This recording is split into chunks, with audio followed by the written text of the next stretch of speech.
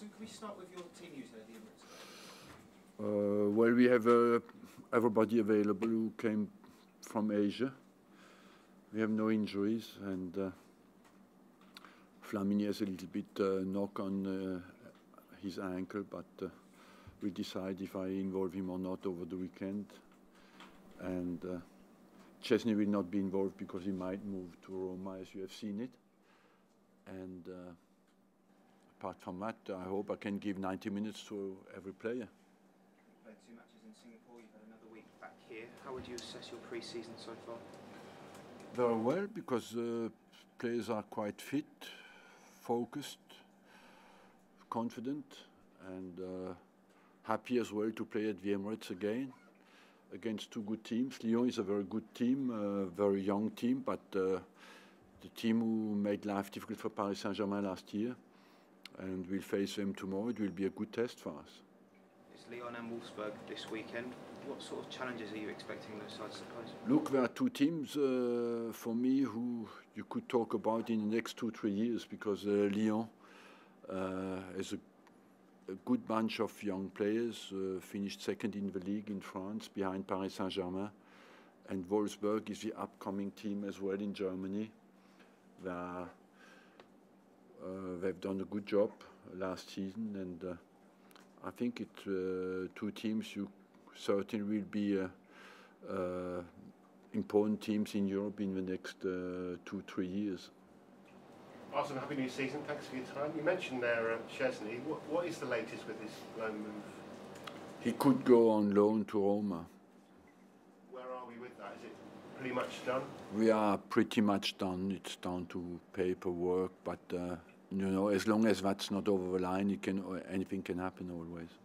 Club and player and receiving club all happy with that situation?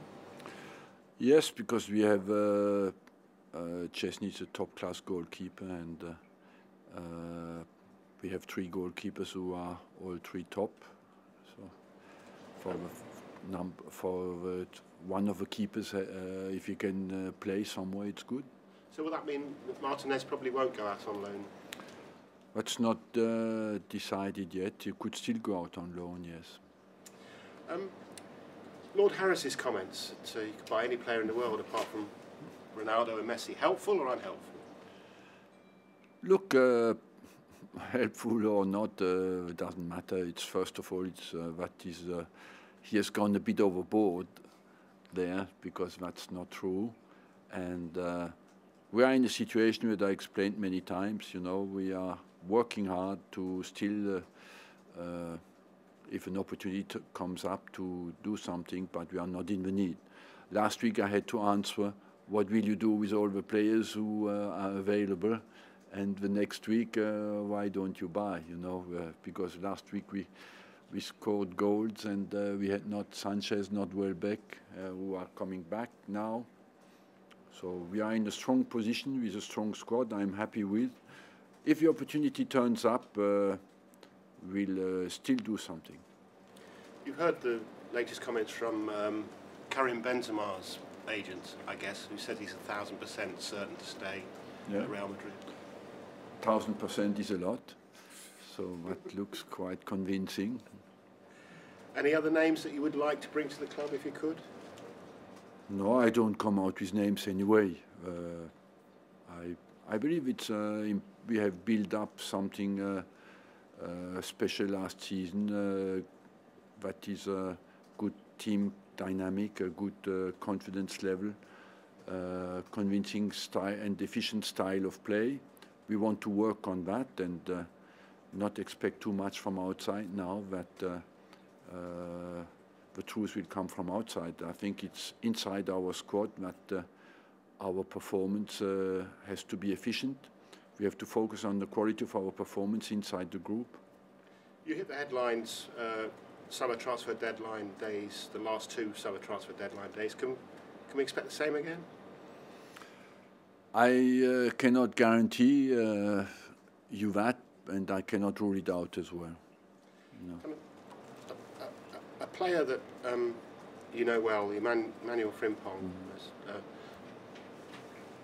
reluctantly, I guess, but rightly also been at the centre of a bit of a storm in Russia. He gestured to some fans who were giving him racist abuse in the Russian league, and now FIFA are asking for an explanation as to why he's been punished, but the club of the fans who were abusing him racially haven't been. Have you seen this, and how do you feel about it? I haven't seen it, but we had that debate many times. Racial abuse is unacceptable and has to be first punished, and you can accept that Frimpong was not happy to get that, you know, and I believe that we have.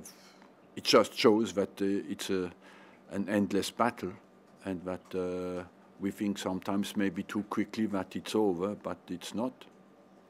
You know him, he's the kind of character who would react to. He's an outspoken boy, you know. He's not scared to speak his mind, and but that doesn't make the racial abuse acceptable. Arsene, afternoon. Albeit being a pre-season friendly, as far as some of the fans are concerned, the season starts this weekend. So how important is it that you put on a good show for the fans this weekend? We are focused to do that. I believe every single game is the respect for you fans starts by putting the effort in and the performance in every single game. And we did that in Asia, because we have fans in Asia as well, and we want to do it with our domestic fans, of course. They are week in, week out. They are the ones who come to the Emirates, and there's only one way to respect them is to give them pleasure to watch us. Are you one of these managers who takes a lot from not just the performances but the results as well in pre-season? Yes, but you're right, but the performance dictates the result, and you want to think like that, you know. You want to focus on the performance and think the result is linked with the quality of your performance. This time last year I asked you if it was a big season coming up for Jack Wilshere. I'm going to ask you the same question again. Is it a big season coming up for Jack Wilshere? I'll give you the same answer again. It is a big season for Jack Wilshere. I hope, and I said that in press conferences, touch wood, that he can get a full season without any problems, and then it will be a big season for him and for us as well. Where do you see him fitting in the grand scheme of things in terms of your midfield? I personally see him in a creative, offensive position. It can be on the flank, it can be through the middle, but for me, he's a creator in the final third. And just looking, have you had chance yourself and your management staff to sort of look back on last season and think 13 points behind Chelsea, where did it go wrong, or how do we bridge that gap? Of course. Where did it go wrong? It's quite easy to explain, because after the first 6 games, we were 11 points behind Chelsea. This was at the start of the season, knowing as well that we had the Champions League qualifier to play, and that we had players coming back from the World Cup who were not ready to play. Thank you. Will Welbeck or Sanchez be involved this weekend? No. Welbeck is still not recovered. It's not in full training, and Sanchez comes back on the 3rd of August. Ospina comes back on Monday, 27, and Sanchez 1 week later. A lot of this generation of Lyon players was brought through by Remy Gard, who you know very well. What do you make of Remy's work with those players? He has done very well. Remy was there for 2 years, and he has done a great job. He was first in the academy, that's why he knew these players very well. And Lyon benefits now from the quality of his work. It was a job where he was a lot under pressure, because in Lyon the demands are very high, but he did very well. On the Szczesny front, you say you're happy for him to go low. Would it not help him to stay with Czech and sort of learn from Czech and watch? Look, I agree with you. That's a question that comes to your mind when you're manager. How much can he grow with Peter Cech next to him, who is happy to share his huge experience, and how much mentally we'll be able to live with the fact that he doesn't play regularly, you know. That's always a question you have in mind. I would say it's a position that is easily defendable. If you're number 2, if you're number 3, it's much more difficult. So there was no guarantee. Do you expect him to have a future at Arsenal? Or do you think now it's the beginning of the end of it? I believe he will have a future at Arsenal, Chesney, because I personally rate him highly. You do not take a boy.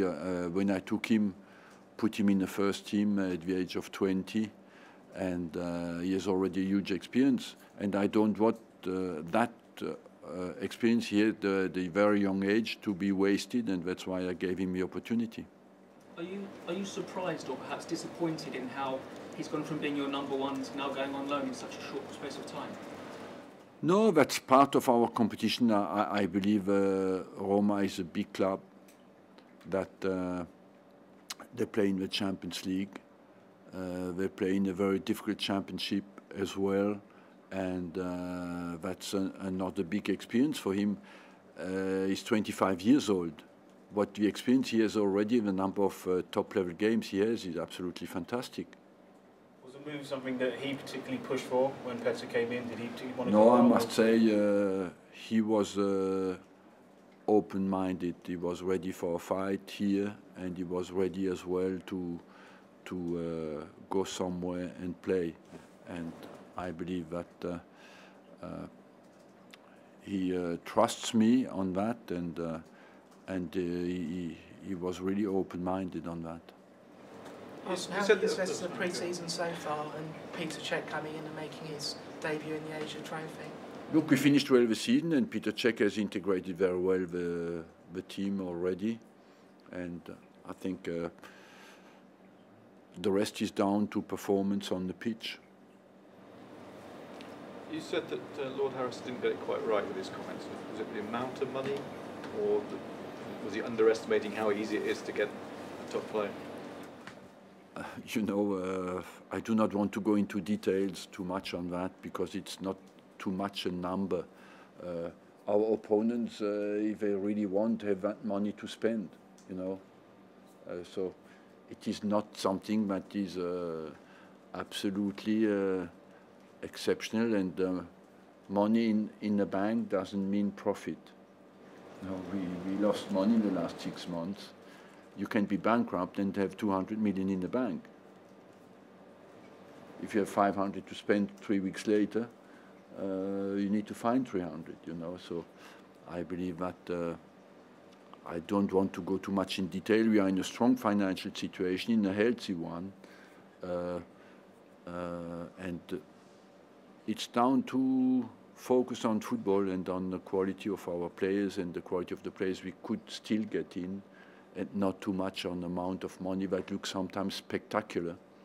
Does the squad you've got now mean that only the very best will be, you know, that's the type of player that you have to be going for because you've got such depth? You know, I believe as well part of the respect for your players is as well to focus on the players you have and try to improve and look at the performance.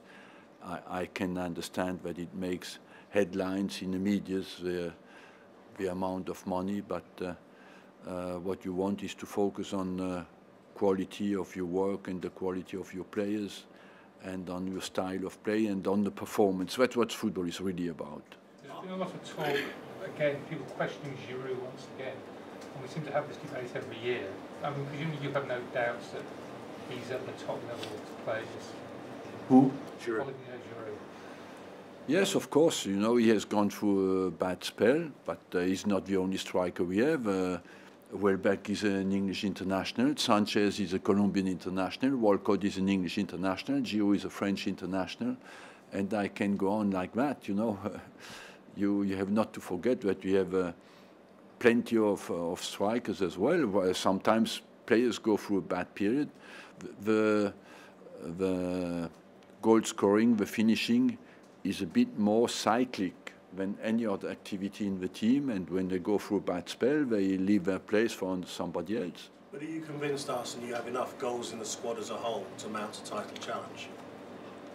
I think so, that we have enough goals in the squad, and what we want is some more goals from some players who are not really strikers, and that was our strength traditionally, that the players who were offensive, creative players scored 10 to 12 goals. That's what you need. Some of the previous title winners have scored 80, 90, 100 goals. Arsenal never really looked like going to that extra level. You're right. Our target is to improve our number, and but you have as well examples of teams who have scored 90 and 100 goals have not won the championship, you know.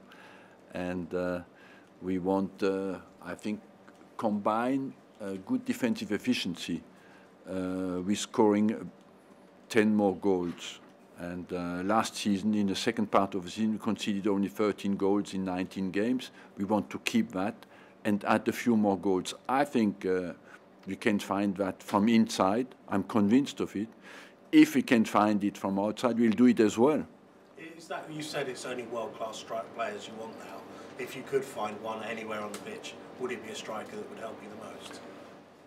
I do not want to promise you too much what can be reproached to me after in the press conferences or in the media. We are open-minded everywhere.